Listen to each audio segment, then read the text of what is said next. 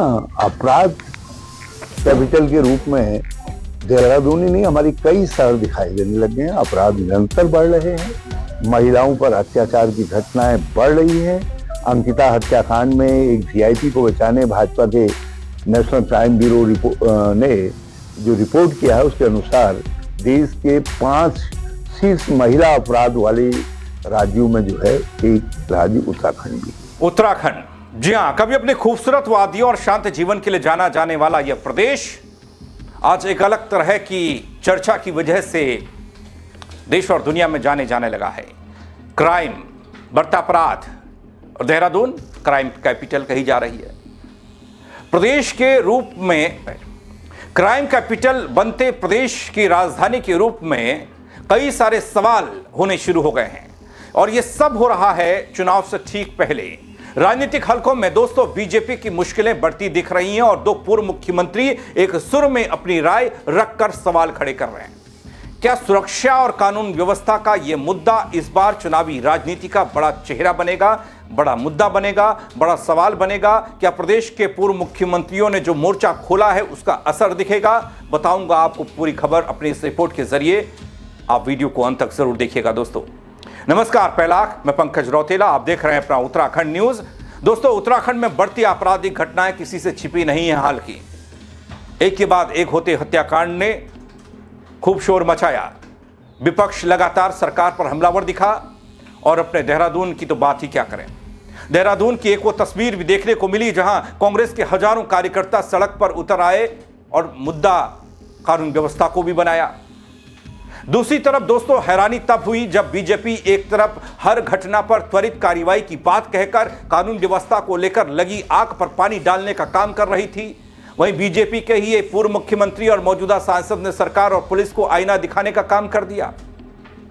दोस्तों, इधर अब कांग्रेस के वरिष्ठ नेता हैं, उत्तराखंड के पूर्व मुख्यमंत्री हैं हरीश रावत। एक बार फिर से वो सरकार से सवाल करने के लिए आ गए। हरीश रावत ने एक प्रेस कॉन्फ्रेंस के जरिए तीखा हमला बोला, उत्तराखंड की सरकार पर बीजेपी को निशाने पर लिया। हरीश रावत कहते हैं कि उत्तराखंड में अपराध का ग्राफ लगातार बढ़ रहा है, जिससे स्थिति बेहद चिंताजनक हो गई। राजधानी देहरादून ही नहीं बल्कि पूरा प्रदेश अपराध की चपेट में है। महिलाओं के खिलाफ अपराधों में वृद्धि बता रहे हैं, मानव तस्करी का जिक्र कर रहे हैं, नशाखोरी का जिक्र कर रहे हैं, भ्रष्टाचार जैसे मामलों ने राज्य की छवि को धूमिल किया है। एक बार सुन लीजिए पूर्व मुख्यमंत्री हरीश रावत को। अपराध कैपिटल के रूप में देहरादून ही नहीं, हमारी कई शहर दिखाई देने लगे हैं। अपराध निरंतर बढ़ रहे हैं, और कानून व्यवस्था की स्थिति में जबरदस्त गिरावट है। महिलाओं पर अत्याचार की घटनाएं बढ़ रही हैं। अंकिता हत्याकांड में एक वीआईपी को बचाने, भाजपा के नेता को बचाने के चक्कर में इन्होंने सारे राज्य के अंदर जो है महिला सम्मान की असम्मान की एक के बाद एक घटनाएं घटित हुई हैं, जिसका बड़ा दुष्प्रभाव पड़ा है और हमारी छवि पे भी पड़ा है। और आज स्थिति यह है कि नेशनल क्राइम ब्यूरो ने जो रिपोर्ट किया है उसके अनुसार देश के 5 शीर्ष महिला अपराध वाले राज्यों में जो है एक राज्य उत्तराखंड भी। और ह्यूमन ट्रैफिकिंग में भी आज हमारे राज्य के अंदर हजारों लोग हैं जो गायब हुए हैं, जिनका पता ही नहीं चल रहा है। ह्यूमन ट्रैफिक भी बढ़ रही है, और नशाखोरी और भ्रष्टाचार इस राज्य में इन्होंने बिल्कुल शिष्टाचार बना दिया है। लूट और उगाही की सरकार इस समय काम कर रही है। दोस्तों, इतना ही नहीं है, हरीश रावत ये दावा करते हैं अपने इस प्रेस कॉन्फ्रेंस के दौरान, राष्ट्रीय अपराध रिकॉर्ड ब्यूरो यानी एनसीआरबी की रिपोर्ट का हवाला देते हैं। वो कहते हैं कि आंकड़ों के अनुसार महिलाओं से जुड़े अपराधों में उत्तराखंड शीर्ष राज्यों में गिना जा रहा है। हालांकि मैंने भी सर्च किया, हाल की कोई ऐसी रिपोर्ट है नहीं, लेकिन हाँ, इससे पहले 2023 की कोई रिपोर्ट अगर आप कहेंगे तो उसमें बहुत ज़्यादा तो नहीं, लेकिन उत्तराखंड है लाल वाले घेरे में। फिर वो कहते हैं अंकिता हत्याकांड का जिक्र करते हैं, कहते हैं कि ऐसी घटनाओं ने पूरे प्रदेश को झकझोर कर रख दिया। महिला सुरक्षा पर गंभीर सवाल है, जवाब कोई मिलता नहीं है। और हमने 18 तारीख को इस सब के खिलाफ राजभवन कूच किया था, और अब हम देहरादून की 18 तारीख की जो स्पिरिट है, जो भावना है, उसको लेकर के जो है आगे बढ़ेंगे, और जिलों में और तहसीलों में और अपने शहरी क्षेत्रों में भी इस तरीके के बड़े आयोजन, प्रदर्शन और सभाएं की जाएगी। सत्ता और सत्ता से जुड़े हुए कई लोग जो है संगठित अपराधियों को संरक्षण देने का काम कर रहे हैं और इसीलिए पुलिस ऐसे लोगों को डिटेक्ट करने में और उनके खिलाफ कार्रवाई करने में असमर्थ सिद्ध हो रही है। और ये जो जिस हत्याकांड का आपने जिक्र किया है वो एक टिप ऑफ द आइसबर्ग है और इस तरह की बहुत सारी घटनाएं हैं। आप इसी से अंदाज लगा सकते हैं कि पुलिस के गाड़ी में पुलिस के होल्ड ले जाते वक्त जब हत्या होती है किसी व्यक्ति की, तो आप इससे अंदाज लगा सकते हैं कि कितने संगठित तरीके से संगठित अपराधी इस राज्य के अंदर जड़ जमा चुके हैं और राज्य की अपराध सिनेरियो बहुत चिंताजनक है। बिल्कुल ये हर इस समय आपराधिक तरीके से धन कमाने वाले लोगों के लिए उत्तराखंड स्वर्ग बनते जा रहा है और ये सब सरकार के संरक्षण में हो रहा है।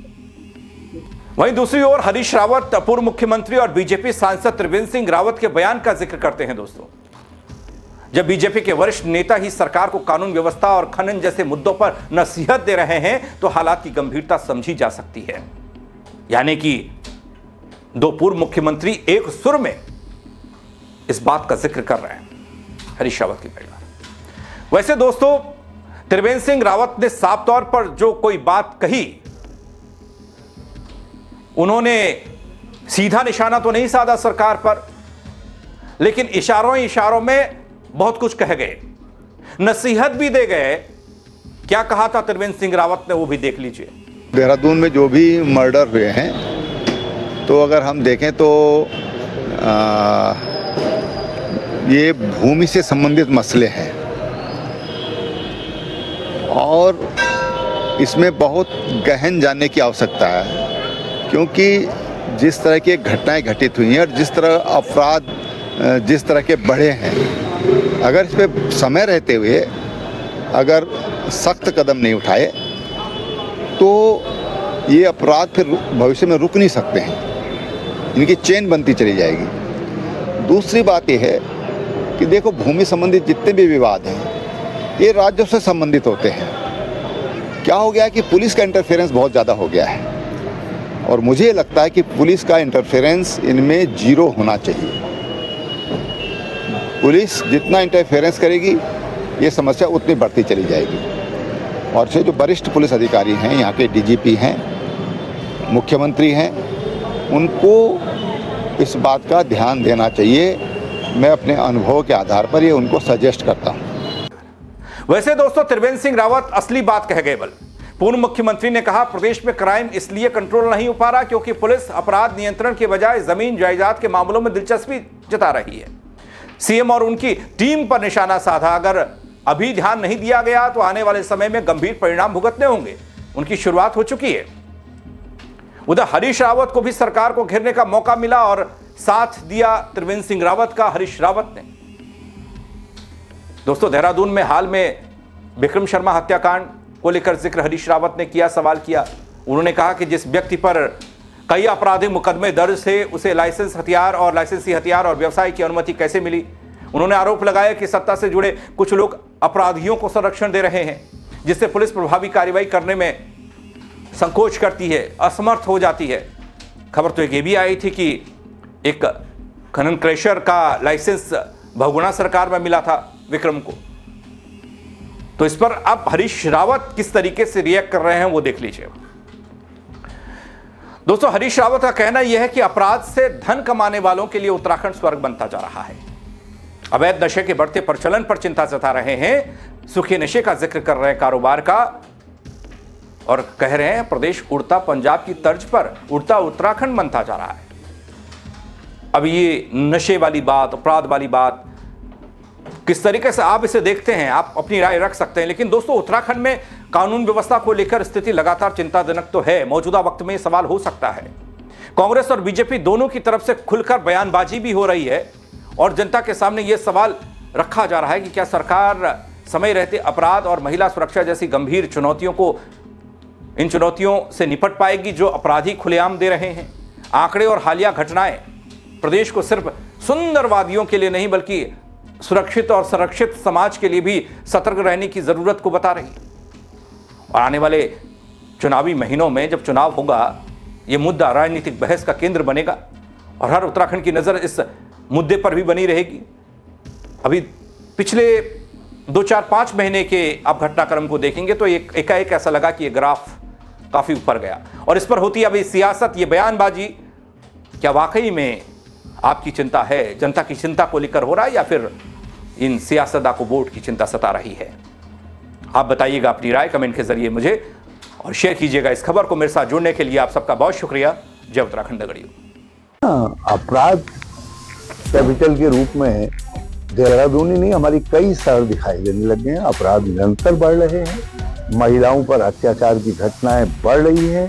अंकिता हत्याकांड में एक वीआईपी को बचाने भाजपा के नेशनल क्राइम ब्यूरो ने जो रिपोर्ट किया है, उसके अनुसार देश के 5 शीर्ष महिला अपराध वाले राज्यों में जो है एक राज्य उत्तराखंड भी।